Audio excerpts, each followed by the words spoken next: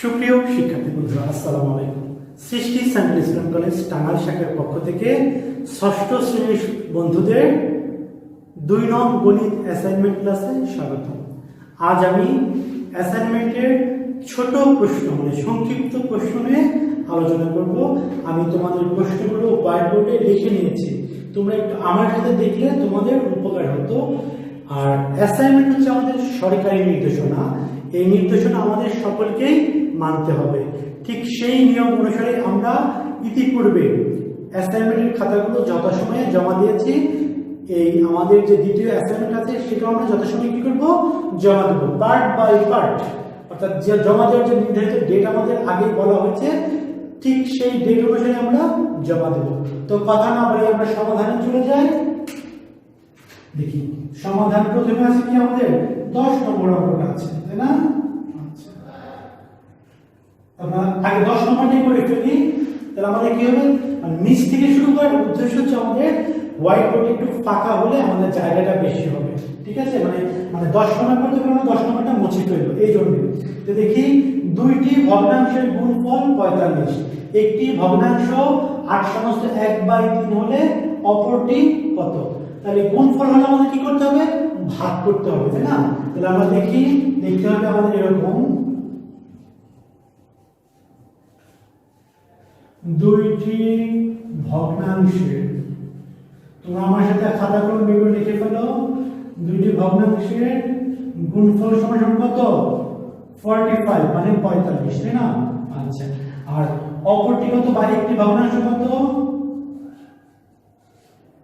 একটি ভগ্নাংশ সমান কত দেওয়া আছে দেখো, 8 সমস্ত 1/3 সমান কত হতে পারে? 3 এর 24 আর কত?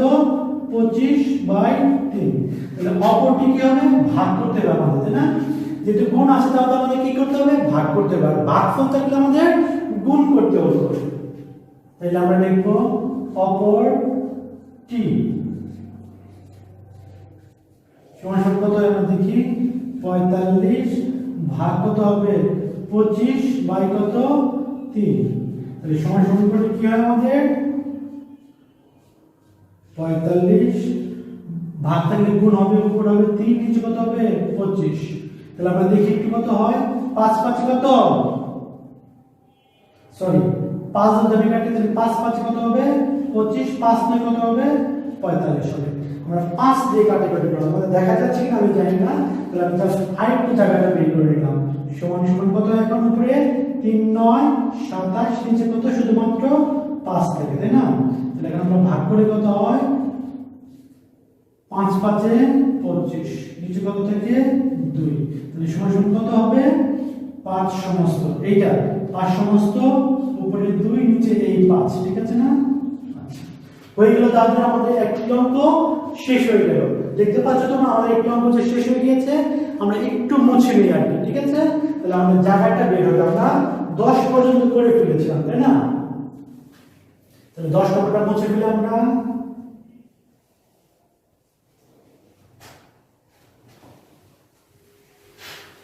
10 পর্যন্ত মুছে ফেললাম, তাই না? এরপর হচ্ছে আমাদের কত আছে? 9 নম্বরটা। 9 নম্বরটা কি হতে পারে দেখি আমরা একটু, ভগ্নাংশের গসাগু নির্ণয় সূত্রটি লিখব। তাহলে আমরা কি লিখব, ভগ্নাংশের গসাগু, ভগ্নাংশের গসাগু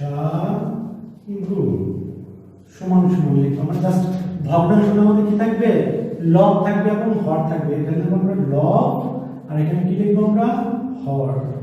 ঠিক আছে, যেহেতু ভগ্নাংশ কি থাকে, লব এবং হর ছাড়া কোনোভাবেই ভগ্নাংশ হবে না। তাহলে আমরা এখানে লিখব লব গুলোর, এখানে যা থাকবো এখানে গসাগু থেকে আমরা লিখব উপরে, লব গুলোর কি লিখব, গসাগু, এবং কি লিখব, হর গুলোর লসাগু,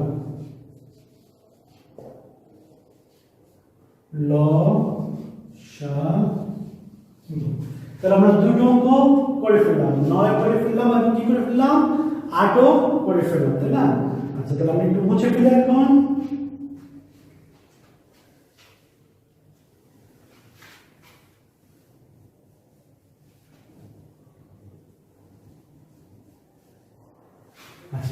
8 নম্বর কি বলছে আমরা একটু দেখি, মধ্যক কাকে বলে, তাই না? তাহলে আমরা লিখব এখন কিরকম, জাস্ট দুইটা আছে, মধ্যক। মধ্যক লিখবে এভাবে, প্রদত্ত উপাত্ত সমূহকে, প্রদত্ত মানে যে উপাত্ত দেওয়া থাকবে, প্রদত্ত উপাত্ত সমূহকে, উপাত্ত সমূহকে বা উপাত্তগুলোকে, উপাত্ত সমূহকে মানের ক্রমানুসারে, মানের ক্রমানুসারে মানে ক্রম যোগ অনুসারে বা ক্রমানুসারে, ক্রমানুসারে, ঠিক আছে, ক্রমানুসারে সাজালে, সাজালে, দেখতে পাচ্ছ বলেছি কি না, প্রদত্ত উপাত্তগুলো সমূহকে মানের ক্রমানুসারে সাজালে যে মান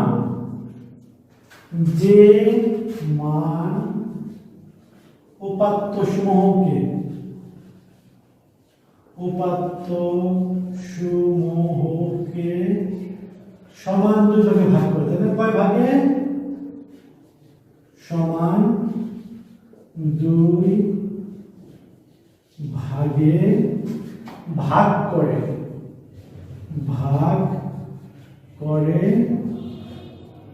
তাকে মধ্যক বলে। কি বলে? মধ্যক বলে। তোমরা আমার সাথে একটু লিখে নাও, প্রদত্ত উপাত্ত সমূহকে মানের ক্রমানুসারে সাজালে যে মান উপাত্ত সমূহকে সমান দুই ভাগে ভাগ করে তাকে কি বলে? মধ্যক বলে। আমরা মধ্যক দেখলাম, এরপর থাকবে আমাদের প্রচুরক। কি থাকবে আমাদের? প্রচুরক। প্রদত্ত উপাত্তে লেখা সবাই, প্রদত্ত উপাত্তে যে মান বা যে সংখ্যা লিখি আমরা, যে সংখ্যা সর্বাধিক বার মানে সবচেয়ে বেশি, সর্বাধিক বার থাকে, মানে সবচেয়ে বেশি বার থাকে, সর্বাধিক বার থাকে, তাকে কি বলা হয়? প্রচুরক বলে, তাকে প্রচুরক বলে।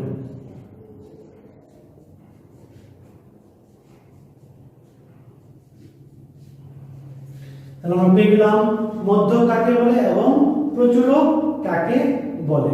ঠিক আছে, তাহলে একটু মুছে ফেলি আমি, তাহলে আমাদের 8 নম্বর প্রশ্ন আমরা মুছে ফেলতে পারবো এখন। ঠিক আছে,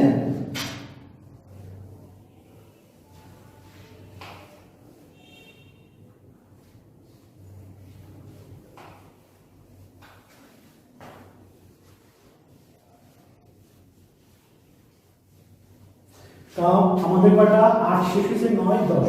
7 নম্বর বিপরীত কোণ কাকে বলে? আমার সাথে লিখে ফেলো, দুইটি সরল রেখা পরস্পর ছেদ করলে, দুইটি সরল রেখা পরস্পর ছেদ করলে, তাই না? পরস্পর ছেদ করলে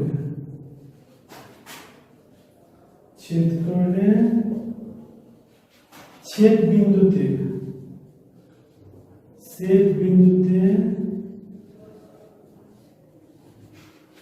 উৎপন্ন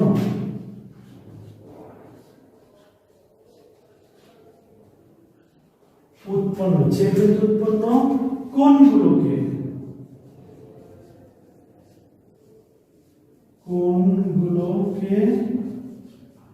পরস্পরের বিপরীত কোণ বলে, মানে একটি অপরটি পরস্পরের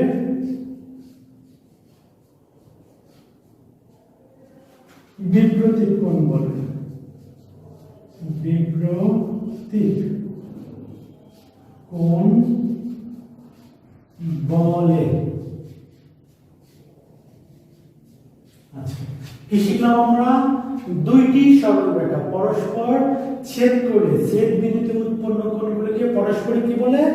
বিপরীত কোণ বলে। আমরা 7 নম্বরে মুছে ফেলি।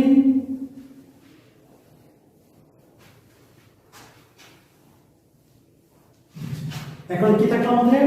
6 নম্বরে থাকলো চাঁদা ব্যবহার না করে 60 ডিগ্রি কোণ আঁকতে হবে আমাদের। চাঁদাটা ইউজ করা যাবে না। তাহলে কি করব, জাস্ট এরকম একটা দাগ দিব আমরা পেন্সিল দিয়ে, আর কি কম্পাস সরি স্কেল এবং পেন্সিল ইউজ করলাম আমরা। তোমরা সবাই এরকম দাগ দিয়েছো। এরকম দাগ দেওয়ার ফলে আমরা কি করব, এখানে কেন্দ্র করে, ঠিক আছে, আমরা এর উপরে কি করব, কোণ আঁকবো। এই মাপের নিয়ে আবার আমরা ঠিক এই মাপের কি করব, এইভাবে আসবো, ঠিক আছে। তাহলে আমরা কি করব, এখন এখানে যোগ করে রাখবো, অর্থাৎ একই ব্যাসার্ধ যে কোণটা আঁকবো সেটা আমাদের কি হবে, 60 ডিগ্রি কোণ হবে। এটা আমাদের কত ডিগ্রি কোণ হলো, 60 ডিগ্রি। এ বি সি, এটা আমরা নাম দিতে পারি, এটা হচ্ছে আমাদের কোণ কি, এ বি সি সমান 60 ডিগ্রি। নিচে লিখে দিও কোণ এ বি সি সমান কত ডিগ্রি, 60 ডিগ্রি। তাহলে আমার একটা হয়ে গেল কোণ 6 নম্বর, চাঁদা ব্যবহার না করে 60 ডিগ্রি কোণটা আমরা এঁকে ফেললাম। চাঁদা ব্যবহার না করে 60 ডিগ্রি কোণ এঁকে ফেললাম। তাহলে আমরা এটাও মুছে ফেলি।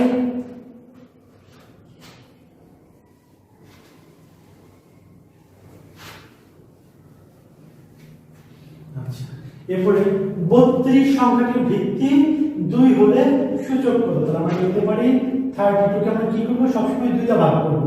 2 16 দুগুণে কত, 32। 2 কত, 8 দুগুণে 16, আবার 2 2 দুগুণে 4 দুগুণে 8, আবার 2, ঠিক আছে না। তাহলে আমার 2 সংখ্যাটা কয়বার আছে, 1 2 3 4 5। অতএব আমরা লিখব, অতএব 32 সমান কত, 2 গুণন 2 গুণন 2 গুণন 2 গুণন 2, 2 দুগুণে 4 4 8 8 16 16 কত, 32।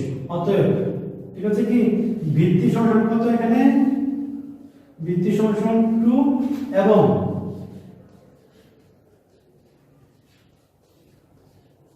সূচক সমান কত, 5। অর্থাৎ 32 সমান কত, 2 লিখে কি উপরে লিখব, 5 লিখব, ঠিক আছে। তাহলে জাস্ট তোমরা এভাবে লিখে দিবে পরীক্ষা, অথবা এভাবে লিখে চলবে। এভাবে দিচ্ছিল, এভাবে লিখবো না তাতেও চলবে, কোনো সমস্যা নেই। শুধু এখান থেকে লিখে শুরু করতে পারো, মানে 32 তুমি কিভাবে ভেঙে ভেঙে ছোট করতে পারবে, ঠিক আছে, সেইভাবে।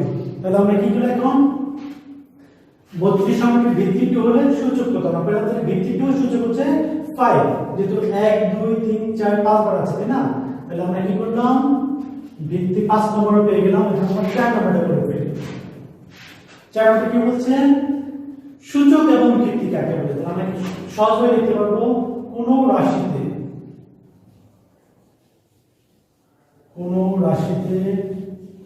একই উৎপাদক,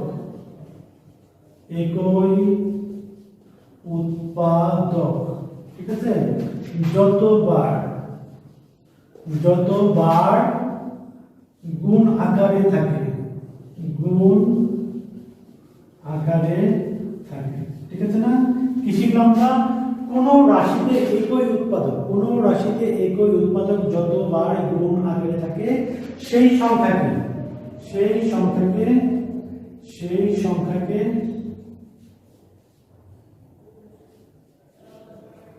ঠিক আছে উৎপাদকটির সূচক, উৎপাদকটির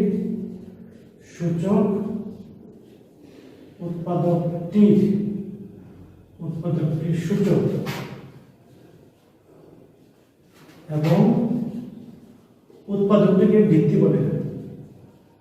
উৎপাদকটিকে কি বলা হয়, ভিত্তি বলে। তোমরা আমার সাথে আরেকবার করে নাও, কোন রাশিতে একই উৎপাদক যতবার গুণ আকারে থাকে সেই সংখ্যাকে উৎপাদকটির সূচক এবং উৎপাদকটিকে কি বলা হয়, ভিত্তি বলা হয়। তাহলে আমরা কি শিখলাম, 4 নম্বরটা সূচক এবং ভিত্তি শিখে ফেললাম। এখন 3 নম্বরটা শিখে ফেলি।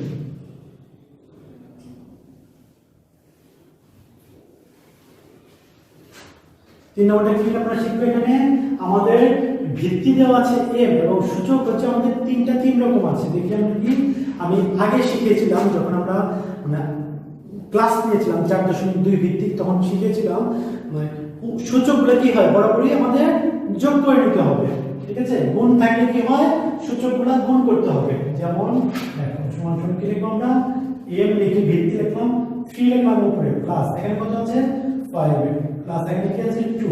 অর্থাৎ কি, গুণের সময় পাওয়ারগুলো কি করতে হয়, যোগ করতে হয়। গুণের সময় পাওয়ারগুলো যোগ করতে হবে। সমস্যা কত হলো আমাদের m কত হলো 3 আর 5 8 এখানে হচ্ছে 10, এটা আমাদের অ্যানসার হয়ে গেল। আমাদের 3 নম্বর অঙ্কটা শেষ করলাম আমরা। এখন আমরা কি করব 2 নম্বরে চলে যাব।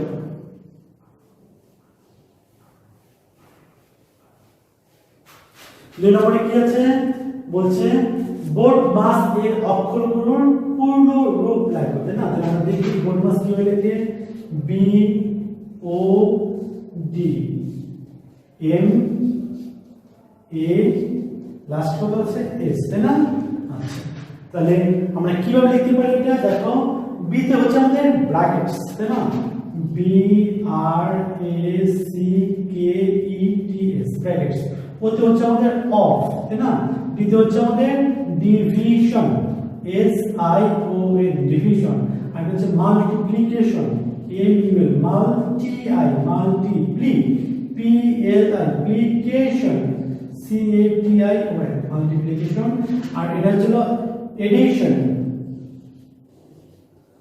এডিশন। আর লাস্ট হচ্ছে আমাদের কি subtraction S U B T R A C T I O N। আমি উচ্চারণ তোমাকে বলে দিলাম এবং সাথে স্পেলিং গুলো দেখে দিলাম। তাহলে আমরা কি করলাম brackets of division multiplication addition and last subtraction. তাহলে আমরা পেয়ে গেলাম।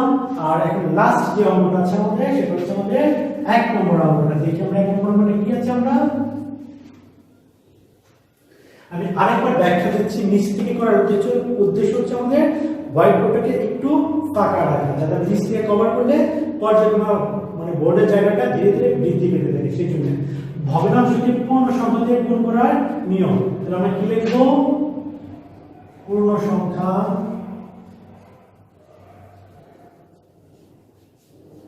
গুণন ভগ্নাংশের লব। কি লিখবো আমরা ভগ্নাংশের লব।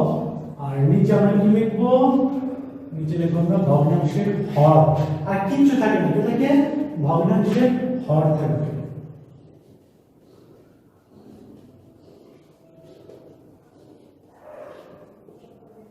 ভগ্নাংশের হর। তাহলে আমরা আমাদের যে 2 নম্বরের অ্যাসাইনমেন্ট ছিল সেখানকার সকল সংক্ষিপ্ত প্রশ্ন শেষ করে ফেললাম। তোমরা বাসায় অ্যাসাইনমেন্টের খাতাটা সুন্দর করে মানে লিখবে। যত বেশি সুন্দর করে লিখবে আমরা তত বেশি তোমাদেরকে অতি উত্তম দিতে পারবো। ঠিক আছে, আজ এ পর্যন্তই। পরবর্তী ক্লাসে সৃজনশীল কথা নিয়ে কথা হবে। খুদা হাফেজ।